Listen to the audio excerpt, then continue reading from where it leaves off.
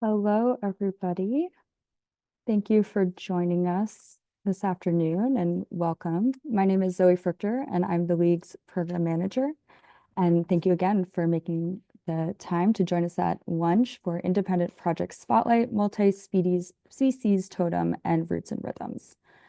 This program highlights work funded by the Independent Projects Grant Program, administered by the Architectural League of New York and the New York State Council on the Arts, NYSCA, a competitive grant program open to New York State residents who work in any of the design fields. Independent Projects awards $10,000 grants to individuals or teams in support of self-generated creative and research projects that seek to answer the question, where can design go next?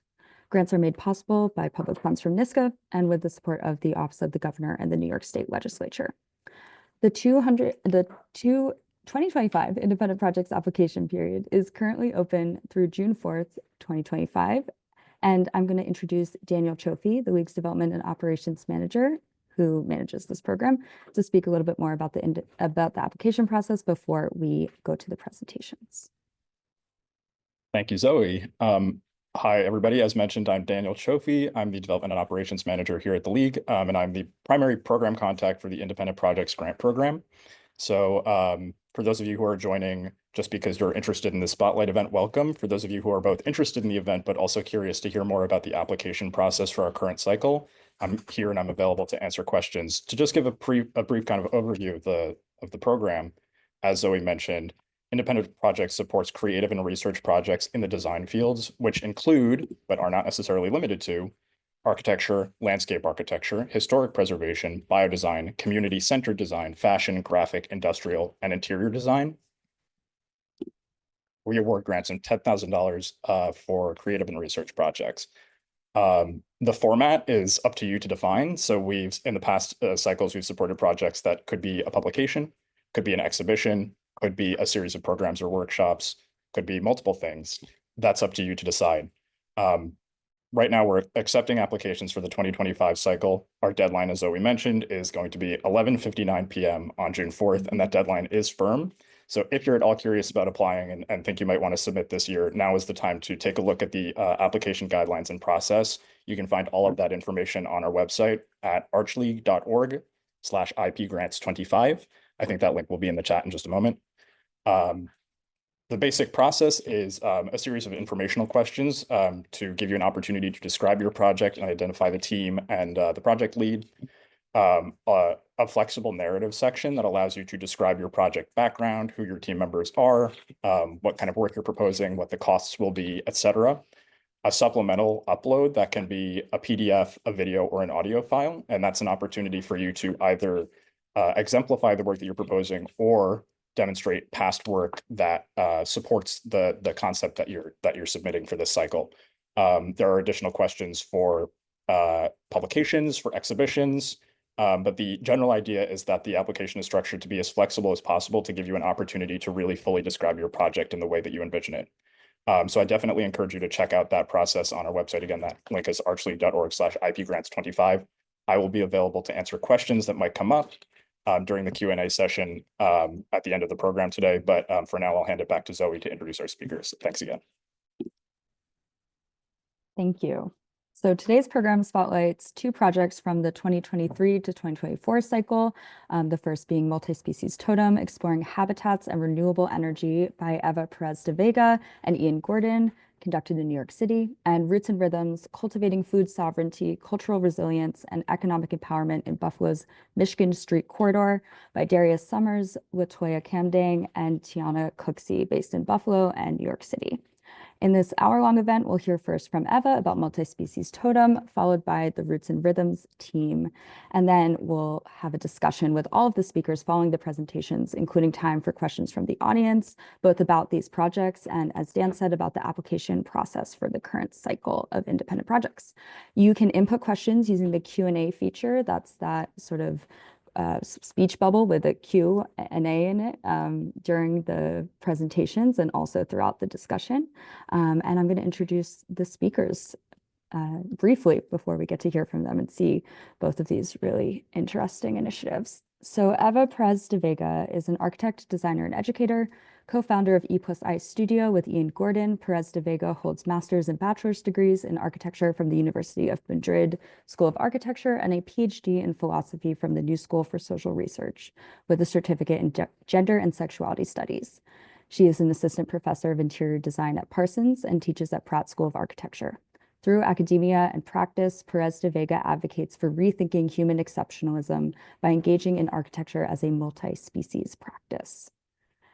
Tiana Cooksey explores housing segregation and displacement through research and design. A University of Wisconsin-Milwaukee School of Architecture and Urban Planning graduate, she served as the former president of National Organization of Minority Architecture Students. Cooksey has worked with various architecture and design firms and continues to highlight underrepresented voices in architectural history and practice. Latoya Nelson Camdang is the Director of Operations at Ennead Architects and a U.S. Fulbright Senior Scholar, combining architecture, design strategy, and sustainability in civic and cultural projects. Camden teaches at Pratt School of Architecture, and her research focuses on participatory design, displacement, and indigenous architecture.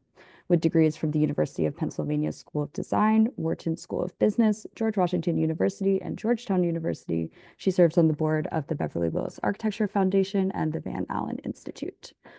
And finally, Darius Somers is a registered architect who bridges practice and pedagogy. As project manager at architecture firm Moody Nolan, he contributes to major cultural projects, including work at Lincoln Center and the Metropolitan Museum of Art. Somers co-leads the Black alumni of Pratt and launched his own practice, Somers Works. He holds degrees from Pratt Institute and Columbia University GSAP. So now I'll invite Eva to begin the presentations. Thank you, Zoe. I will share the screen.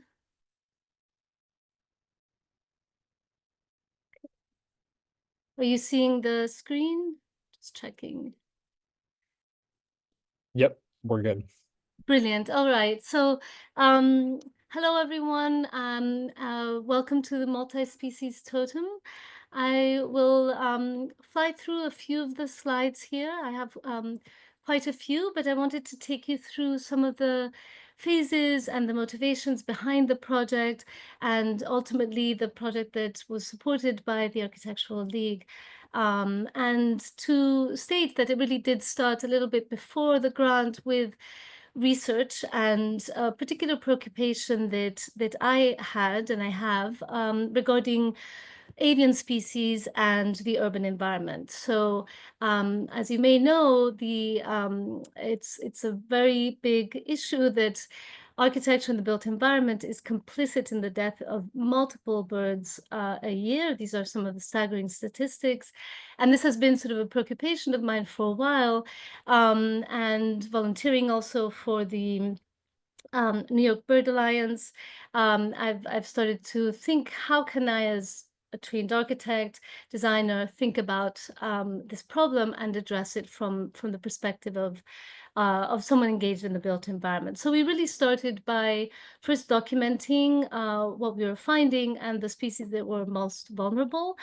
Specifically, passing through New York City, we are in a very important flyway. And while I focus on downtown and the World Trade Center area, there's multiple hotspots around the city and also Brooklyn.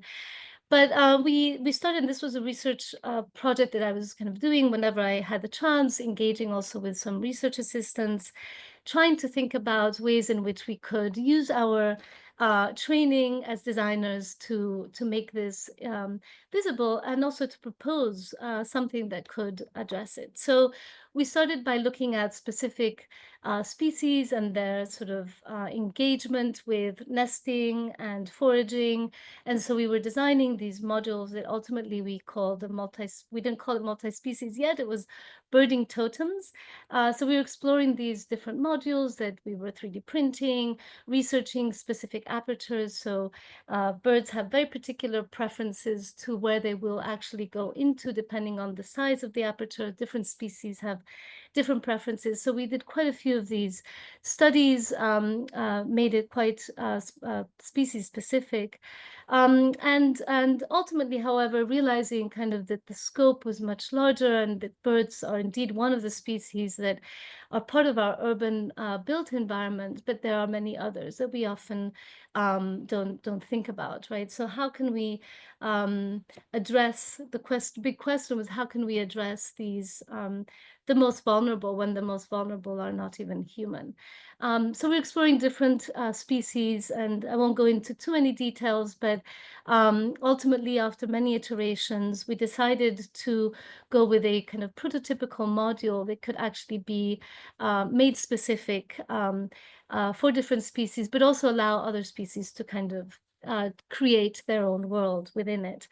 So there was a lot of experimentation. This started, I believe, about a year prior to getting the grant, but the experimentation kind of was slow, and it was really starting to understand how we can 3D print at scale to, in a way, collapse that distance between design intent and the wishes that we have to put things out there in the world and have them be interacted with, and that the process of making. So we're lucky enough to be able to explore the robot arm at the PiFab lab at Pratt, with the kind of experimenting on this sort of interiority of these modules as well.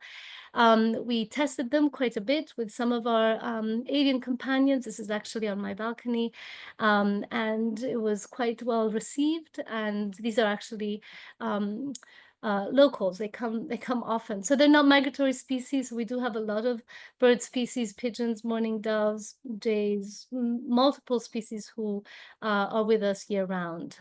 This exploration was actually right out here on our firescape in Chinatown. And of course, a lot of iterations at different scales. Materiality was, of course, really important from the beginning, even though we were kind of focusing on what does the world appear for the bird? What would they want? What would they be open to inhabiting? But also kind of materially, how can we explore different additives to the process of 3D printing with this biomaterial, which is PLA. It's a compostable starch-based material. So again, this was research with a research assistant where we were testing different additive, exploring their toxicity, cleansing capacities through iterative explorations. And here is Kayla, one of our assistants, creating a prototype at a much smaller scale. So this is a 50% scale of what we were ultimately able to produce. And we're exploring also the introduction of solar panels with lighting, and the base. We're very inspired by these extraordinary buttress-like tree roots for the design of this. And also, we're quite thankful to have the opportunity to engage with different communities through workshops, and just sharing here was at the Navy Yard. Was quite interesting to get feedback from people from different disciplines, not necessarily design-based. So from this, some conversations kind of started, which we're still following through. We were also invited to present this at the Morris Arboretum in Philadelphia, which was quite lovely to engage in conversation with a much younger population, children who would come and really just help us imagine what could this be, right? So we actually put it out there as a question, like, how do you envision this being inhabited? What would you do with it? And it was also quite exciting conversations. The full sort of on-site install was really possible first because of the support of the Architectural League. Without it, we wouldn't have had the time and focus and ability really to engage at scale. But also, it's thanks to Earth Matter. And here you see Marissa Di Domenicis, who's the head of Earth Matter, which is an environmental organization based on Governor's Island. and they manage the composting there and have a beautiful urban farm. And Marissa was extraordinary in really providing the space for us to produce at scale. So here we are. Here is Ian Gordon, my partner, bringing the base to the site. So we did have to engage with some digging of the site, even though we wanted to tread lightly. We had to have some foundations. We started a pretty intense on-site build at scale, realizing, of course, that we are with all the weather situation. One evening, what happened is that we got completely deformed modules and had to troubleshoot on what to do. So, of course, this was PLA. It is born with heat, and it will also deform with heat. So we had to do quite a bit of troubleshooting. We brought some internal structure to the pieces just so that it could withstand up until the opening. Of course, we want to embrace the passage of time. Here's Ian also with the hempcrete base that we were studying. The top of the totem has a bird bath, so contains water, with the idea also that we can water the totem from the top, and the funnels will funnel through and water kind of its internal components. Here we're looking also at different seeding for the totem. The color you see here is actually a UV responsive PLA, so the idea that we could also kind of change with time. And very quickly, just the installation timeline. So from the moment that Marissa told us we can have this part to the actual installation, it was a wonderful process that culminated in an opening, public opening. This was an event where we could collaborate also with our long-term collaborator, Human Kinetics. It's a dance company headed by Jana Schnitzler, who choreographed a piece for the event. As you can see her here, with these large tarps that are also compostable, kind of moving through a very mesmerizing event that kind of activated the site and the totem in its particular situation. And here you can see the totem in conversation with the elderberry and the beautiful flowers that were emerging at the time. And it was quite wonderful to be able to engage not only people who had RSVP'd for the event and came with that intent, but also the passers-by who would just come to see the chickens in the urban farm and popped over and asked, you know, what is this? What are the colors? What are you doing? Right. So it was quite lovely to engage at that kind of more casual scale. And after the opening, we also had quite a few sessions of public engagement. Here's actually a session with students where we're also kind of thinking about composting and our engagement as designers in the design world, how we can think with the notion of compost in mind, right? That our materials could go back into the cycle of life. And here, looking at these visitors, many chickens came to visit, and there were multiple others that, of course, it was very hard to document. And the post-installation life was also quite exciting. We were asked by a couple of groups. In this particular case, it was a documentary on the project Safe Flight, which is where I volunteer to care for birds that get stunned. You know, we kind of volunteer, go and look at specific hotspot areas, and any bird that is stunned, we can take them to the Wild Bird Fund, or sadly, if they have died, we will collect them and bring them to the Bird Alliance for data collecting. So we were part of a documentary, and we were able to kind of engage the filmmakers also who came to visit during the opening. There was also, we were also in conversation with a group at the new school that has creates these community portraits, and we are lucky enough to also be able to share the multi-species totem with them in this event. And here's a view in the winter. As you can see, it has sort of changed and kind of situated itself on site. Around it, it's of course the winter landscape, but the idea that we're really also embracing the passage of time, allowing it to deform as needed, and also with the life cycle analysis that we did, we hope that the totem will in fact ultimately go back to the composting cycle within earth matter itself. Briefly, this does come from a series of explorations that we've been doing as a practice here, actually for human clients. This was for Ceramics of Italy. We've been exploring this idea of a vertical element changing, kind of creating movement around it. And also speculating if our clients were non-humans, what could this be? So here again, engaging with endangered and vulnerable species and thinking about how architecture can move itself outside of just purely human-centric concerns. The development, lastly, just to say that we're continuing explorations now with water and water filtration. So actually looking at creating these modules out of ceramics and allowing rainwater to become completely potable and seeing what the opportunities are in terms of its deployment in areas where there is no water.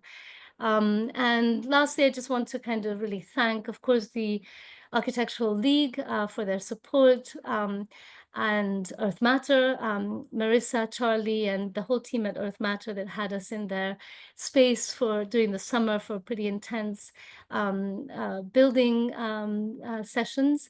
Also Human Kinetics and Yana and the dancers of the team who helped us celebrate the opening. And my wonderful research assistants throughout the almost 4 years. And of course, the More Than Humans that kind of were accompanying us during this journey. And Ian couldn't be here also to present, but of course, this was team effort. So with this, I'll conclude, and thank you.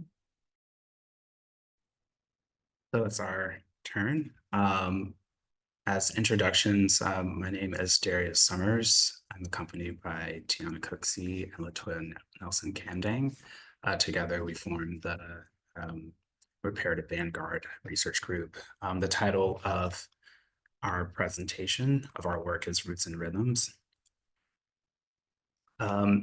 Roots and Rhythms envisions transforming the vacant lots within Buffalo's Michigan Street African Heritage Corridor into a renewed and thriving urban center. This initiative aims to address food access and economic disparities, particularly within the Black community that resides there, by merging agricultural spirituality and the area's rich musical heritage to foster food sovereignty and community-driven economic empowerment. Inspired by reparations and cultural resilience, this project seeks to create a space for healing, entrepreneurship, and generational wealth building, informed by a multivalent investigation into the corridor's history.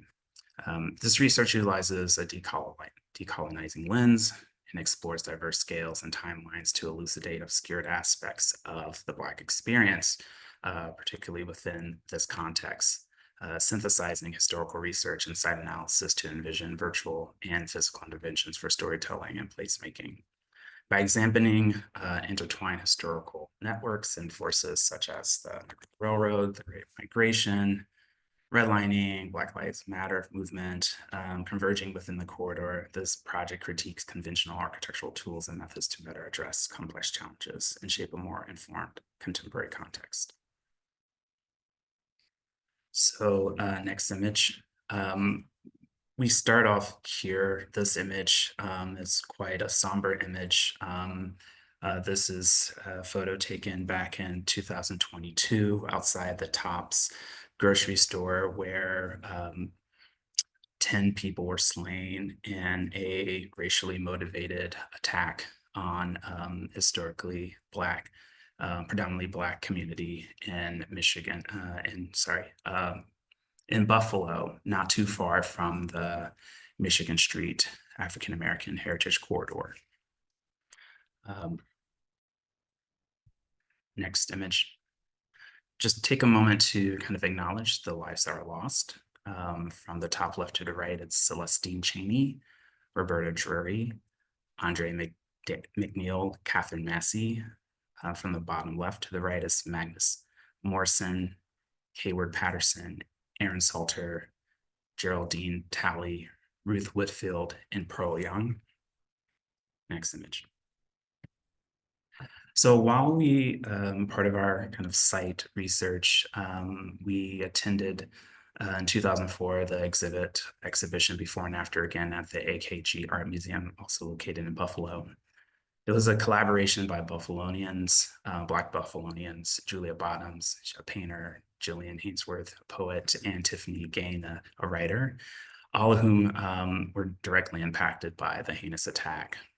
This exhibition derives meaning from the horrific racial violence of the Top grocery store shooting massacre in 2022, perpetuated by white supremacists, just a short distance from the Michigan Street Avenue historic corridor. So it had quite relevance and meaning, and even more so in the kind of climate we're in. While focusing on the brutality of such heinous, next image, sorry. While focusing on the brutality of such heinous events has become all too regular, the exhibit compels viewers to confront the clear and present danger posed by prevailing forces that shape our experiences. Yet it also highlights the transformative power of naming and being present with pain and within the safety of community, rooted in the rich Black tradition as a pathway for healing and transformation. Next image. So these are just to give you some context of the site. The image to the left is the box to the bottom right is kind of the Buffalo, New York area proper. You'll see a large body of water. That's one of the Great Lakes, Lake Erie. As you'll see the river up to the north, you'll see Niagara Falls, and it's bordering Canada and not too far from Toronto, just to give you some context. To the image to the right is the area, it's a 5-block area, which is really the concentration of the area of focus for our research and investigation, which is the Michigan Street African American Heritage Corridor.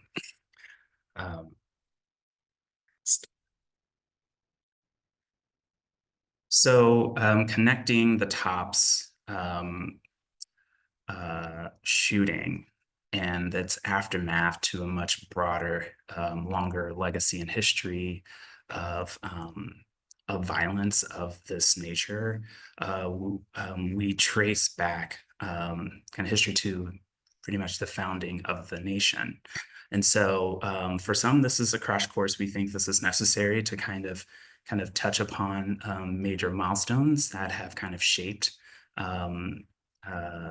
that shapes our present reality, and to better understand the significance of how events in the past still reverberate and impact us in the present. So we'll just go quickly. So we're looking at not only the events, but also particularly the past liberation, how communities found their way here to Buffalo.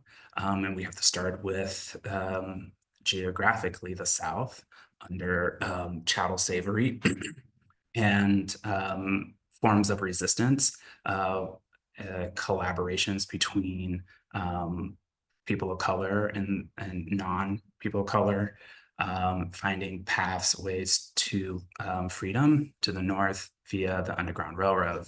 And so the image you'll see second to the left, the bottom, show different routes across New York State, a lot of which lead to Buffalo and across the across to Canada. The other images can speak to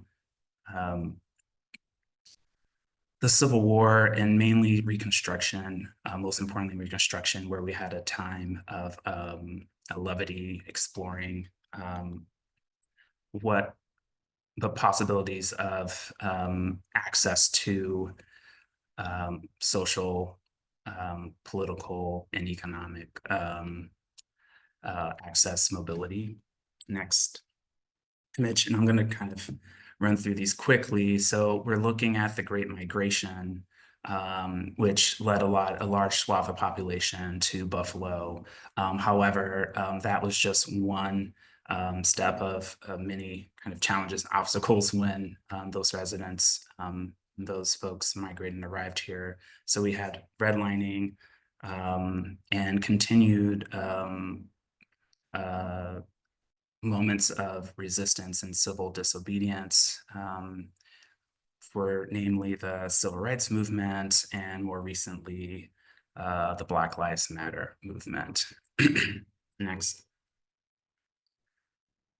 I'm going to speak to the anchor sites of the Michigan Street African American Heritage Corridor. I just want to start by saying that it was very important to our process to do a deep dive into the research and history because the language and the use of language was inherent in unlocking the stories to come to develop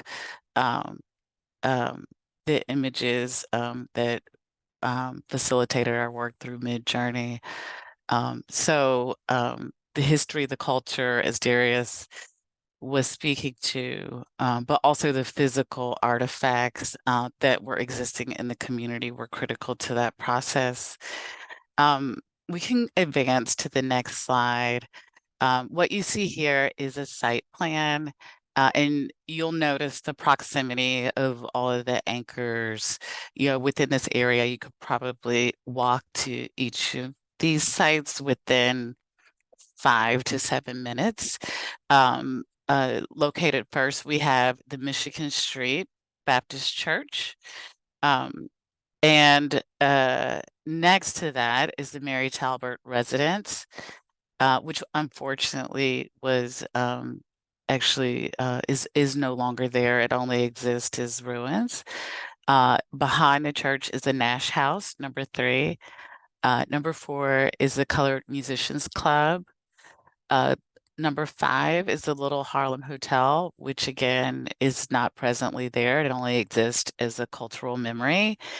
And number 6 is the WUFO radio station. We can advance to the next slide. You'll see a timeline of images as well. You'll see a timeline across the bottom of the screen, as well as images of some of the buildings, as well as some of the empty sites. The Michigan Street Baptist Church, founded in 1845, and it still is presently located there to the present moment. I can do a deeper dive into each of these anchors. If we advance to the next slide, we can see images inside the church. It's the oldest African-American church building, and also a significant stop on the Underground Railroad. And as Darius mentioned, the proximity to Canada is really critical to that. The church served as a sanctuary for the abolitionist movement and for freedom seekers. We can advance to the next slide.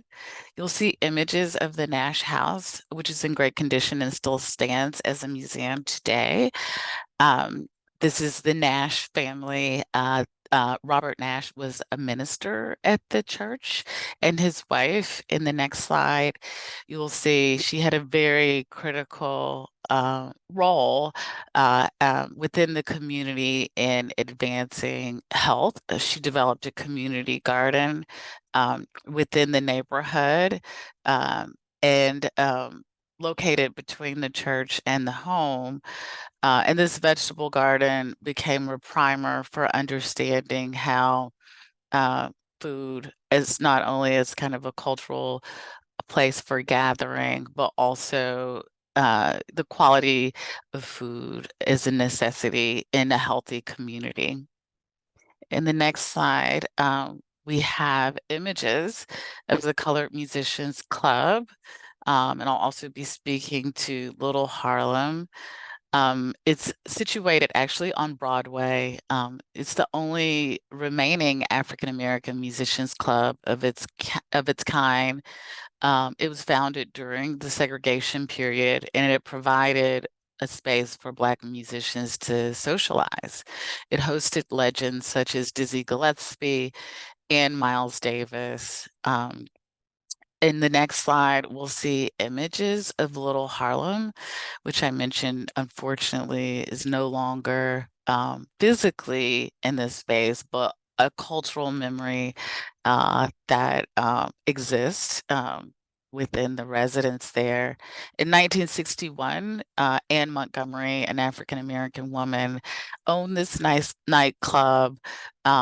They served traditionally Chinese food there.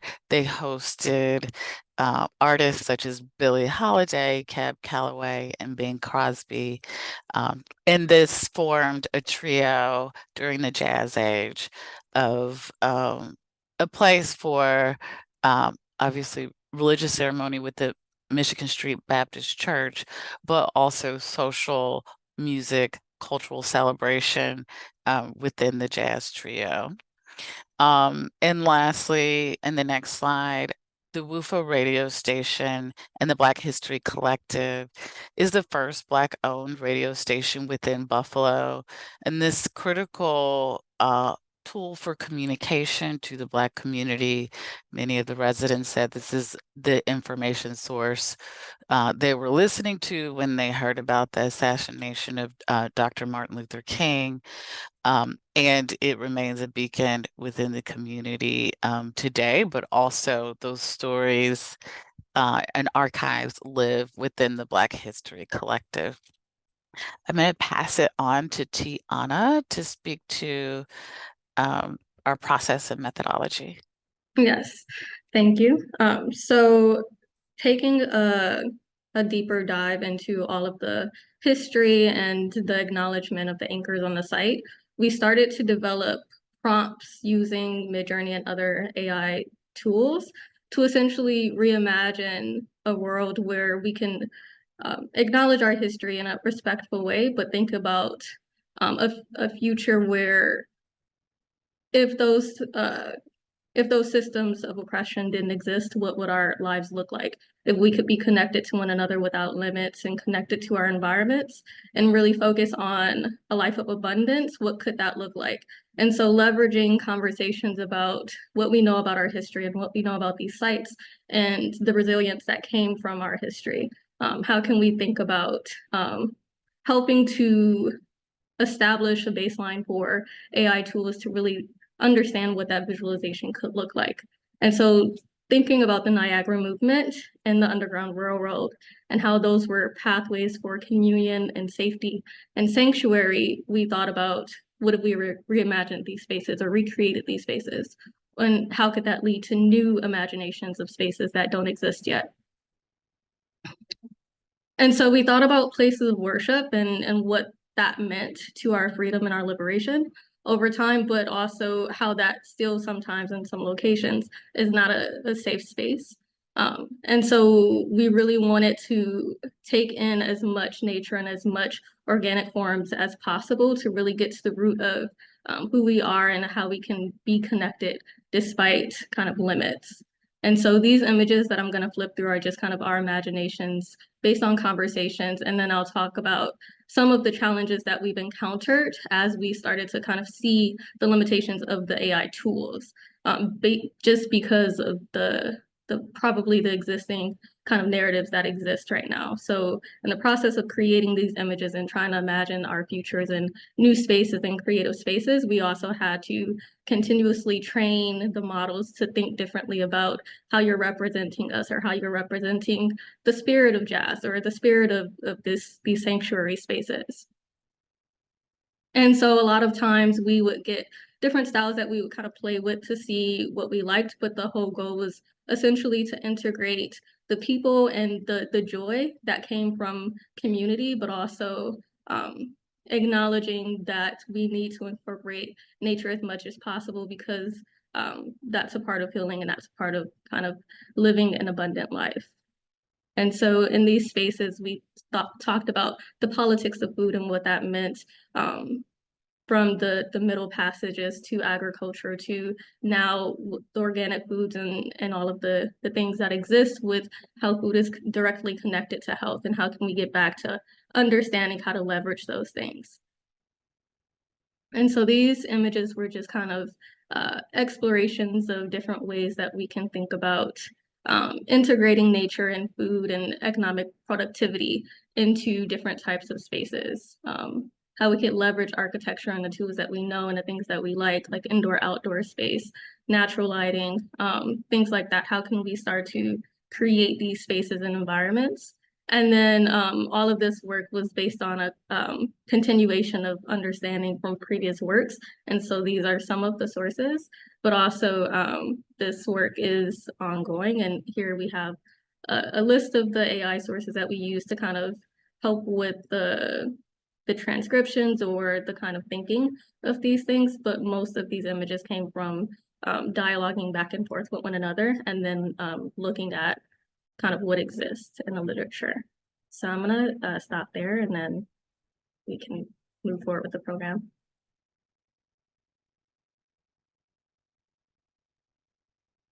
Thank you, Tiana and Roots and Rhythms. I can invite everyone back, including Eva, for the discussion. Fantastic. Thank you. There's a lot there. We could, I think, have an entire Q&A about each of those projects and then a third one about the combination of both presentations, but we'll try to keep things brief. I want to remind the attendees that you can put questions in the chat or in the Q&A function, either about Roots and Rhythms or Multispecies Totem as projects or about independent projects as a whole in the current application cycle. So please take advantage of that. But to start it off, a key component of this program, and actually it's in the title, a titular component, is that these projects must be produced outside of a grantee's professional or academic affiliations. You each have many professional and academic affiliations, but can you reflect on how this grant opportunity provided a new pathway for your personal interests, your professional interests? We heard a lot in both of the presentations about experimentation, trial and error, and how this opportunity was distinct from more client-driven or curriculum-driven work and what that opportunity was.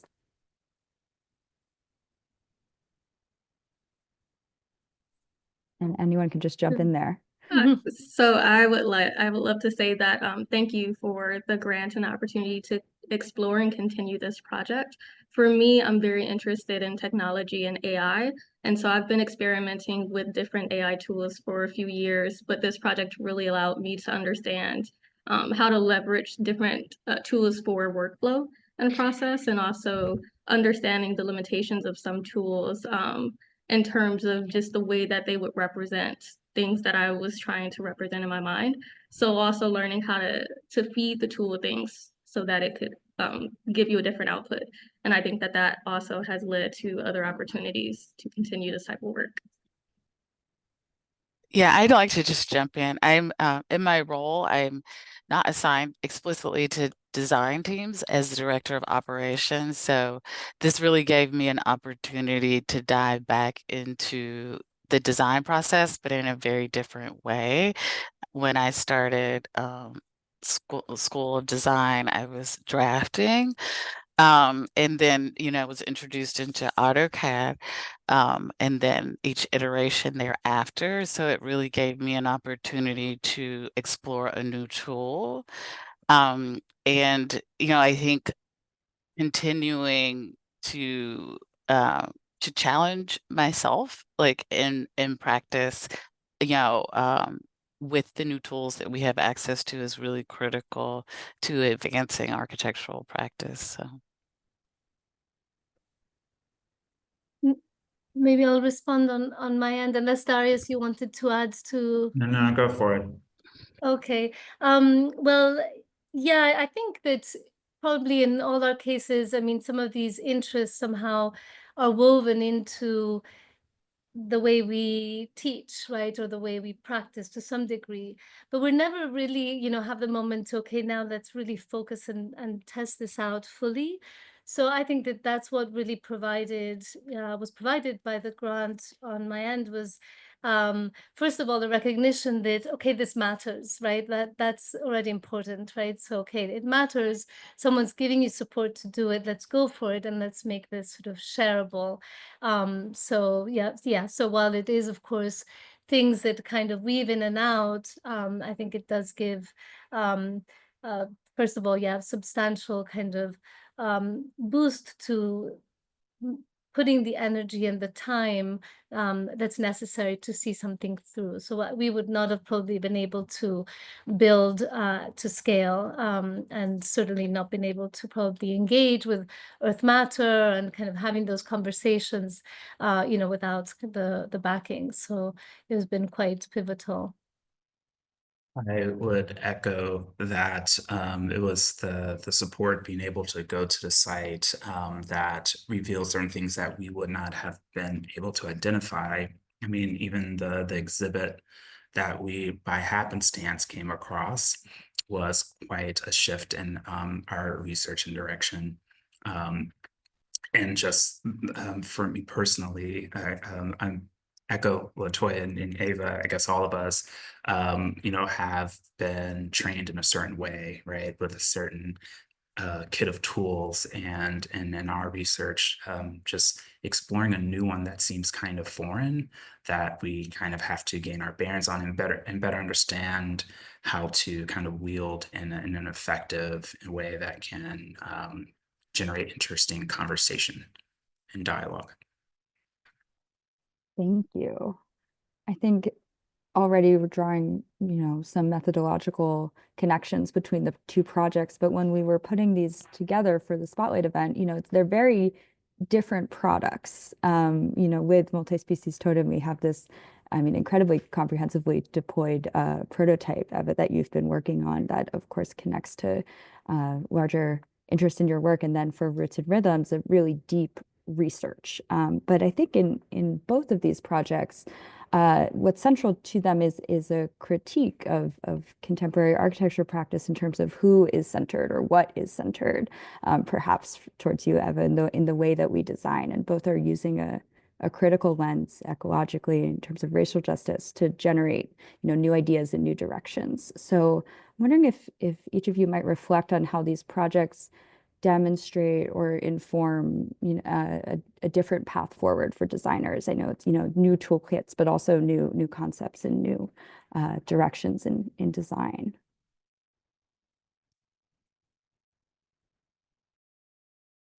I can say that I think the thing that I valued the most in this process was joining it after research had already been conducted and it was an ongoing project. But the conversations that came, and the kind of different experiences that the team had in terms of just exposure to working in different areas and just locations allowed me to understand the importance of having a voice and continuously creating and putting things out there so that you can have a narrative that people can then leverage and build on. Because if you don't put things out there, then you only have what's available that somebody else said. So I think that for me, it was important to reiterate the fact that liberation is crucial to our existence, and reimagining those spaces is what we need to do. I would just add to that I think the deep dive into research and understanding was very critical to the process as we were exploring mid-journey and working through the prompts. The shallower your prompts are, the shallower your output.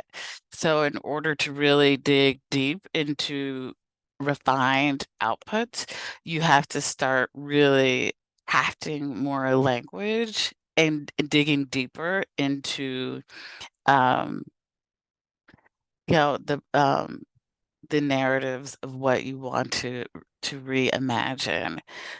So I think that there's a piece to, let's say, the efficiency in terms of how quickly you can get an image, right? And so there's conversation about how that can be transformative, but there's so much that has to be done on the back end to get those prompts in the right place, and the iterative process is still fully there because there were many efforts and images to even get to where we did. To add to that, there are, in many ways, many similarities. It's quite an iterative process, although you're generating things quickly. It demands constantly critiquing this kind of loop workflow of the image and then the language to craft the image. And so, and unlike when we're drawing by hand or say a vector-based type of software, there's a lot more control, whereas we have to like wait and anticipate what's generated. So it's like a very different type of kind of way to work. And so it's kind of really getting more precise. And I think what this new tool demands is like a certain precision of language that oftentimes, we privilege, the image, the drawing, which are all part of this toolkit, but then this is this new way of kind of incorporating that and developing images for critique and consumption and dialogue. Yeah. Yeah, maybe to add to this idea that I think all three have mentioned is these reimagining. I love this term in the context of your project, but also quite applicable to the context of my project in the multi-species totem, right? Like if we allow ourselves to, yes, using the tools that we have, but to reimagine a radically different way of doing things and of allowing a kind of decentering of the voices that maybe have been centered for a little bit too long, and maybe just sort of dispersing that center, right? And understanding that the world isn't the way it always appears to us or to a particular type of user, right? So in my case, of course, it's, well, birds don't have voices, right? So, and we have to sort of imagine ourselves almost as birds to be able to, or even humble ourselves to kind of give that that possibility of using human-made constructs by other non-humans, right? So yes, it does, I think, need a level of criticality and a sort of, I think there's a dissatisfaction with kind of a status quo, right, that is latent in our projects, but also a joy and a kind of a celebration of possibilities when we reimagine, when we humble ourselves to delve into the speculative beyond just kind of how things have been done, but then celebrate the possibilities of this reimagining. Yeah, I think that's a really wonderful segue into one of our next questions and that we received in the Q&A. Thank you to whoever posed this. But to kind of emphasize that, as we mentioned at the outset of this program, one of the core questions that we're kind of prompting applicants to answer is, where can design go next? And every single applicant is going to have a different answer to that question, and their vision of that is going to be different. But I think that the kind of driving force of all of this is the idea that this is experimental work. It doesn't have to be a polished, finished product. It doesn't have to be something that could immediately go to market or something like that. It can be an opportunity to try something, and in failing, learn something, or in succeeding in ways that you didn't expect, learn something else. And so I think that in many ways, both of your projects are kind of taking that speculative angle and approaching design from that kind of more open-ended position. Before we move on to another question for our panelists, we do have one kind of practical one about the application process that I'll just address quickly, which is, do you have to have a confirmed site to build on to apply? That question could apply equally to any kind of installation, exhibition, or even a publication where you need to be relying on a publisher. The short answer to that question is it is not a requirement, but it's advisable in order to demonstrate to the panel that what you're proposing is likely to take place in the way that you're describing it. And so I encourage all applicants to be thinking about those permissions that are going to be necessary. If it's a temporary installation and you need third-party permission to install something there is a space in the application to actually document that. You can upload a letter of support. If you have one, you can describe where in the process you are currently of getting that permission. But it's always a good idea to provide that evidence for the panel because it does support that you have the buy-in from these collaborators that you're going to be required to work with. So maybe now to get on to this next question, we have an attendee who asked, what is the next step? And I think we could pose this to both projects. Where is this going next? What do you have in mind? What maybe did you learn that you didn't expect about directions that this could be heading? Happy to, I'll hand it off, I guess, to the Roots and Rhythms team first.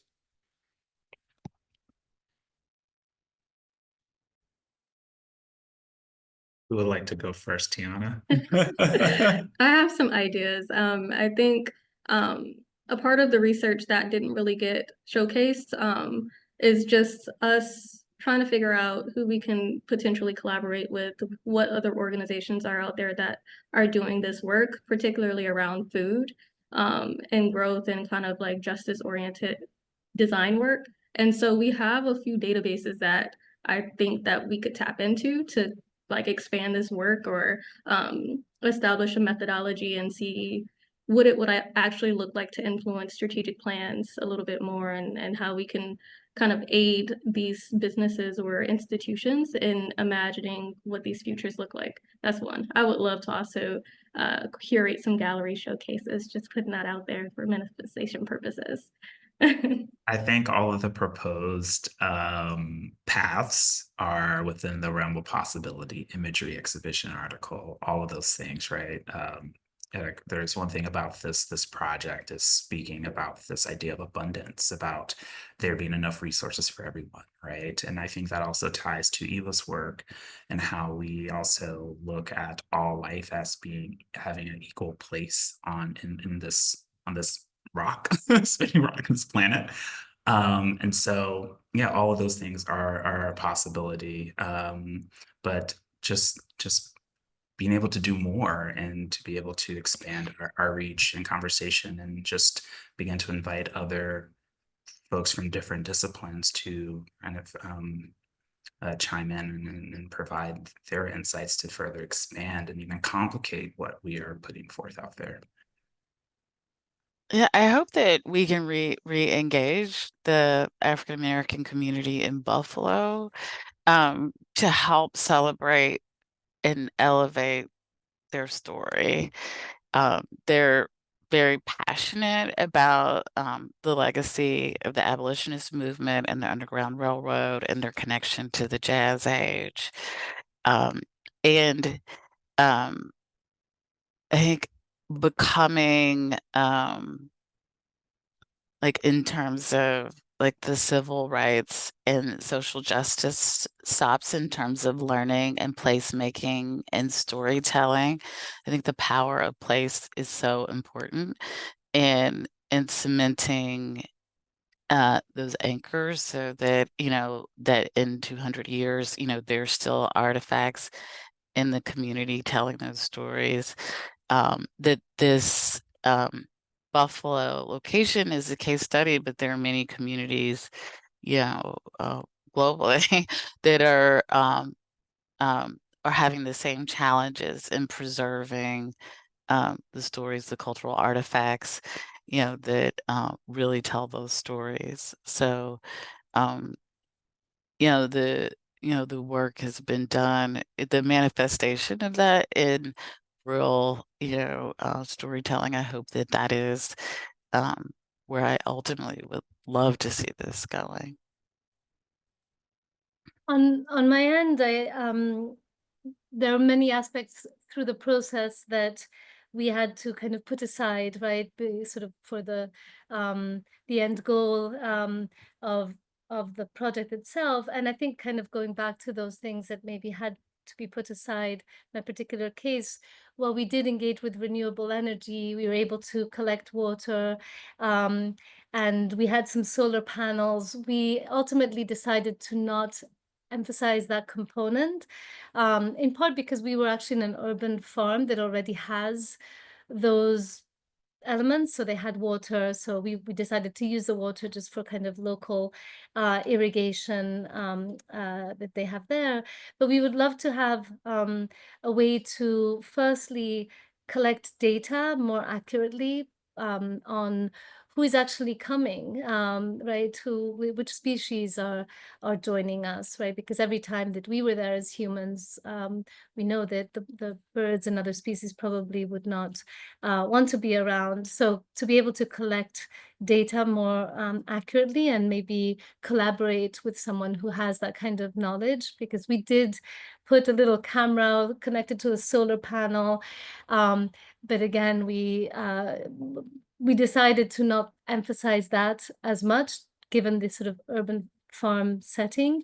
But we're very excited about starting a series of ceramic studies for water filtration, with the idea that, you know, these could be for sites where water is scarce, maybe not even in New York City. And we're actually in conversation with some organizations for that. So I'm excited about where it could go in the future.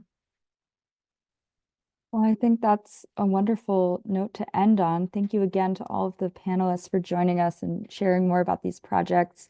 And a reminder that Architectural League members who joined the Zoom airing of the program in its entirety are eligible to receive CEUs. There's a link in the chat to fill out the CEU form, so please be sure to do that. And if you're not a League member, now is a great time to join.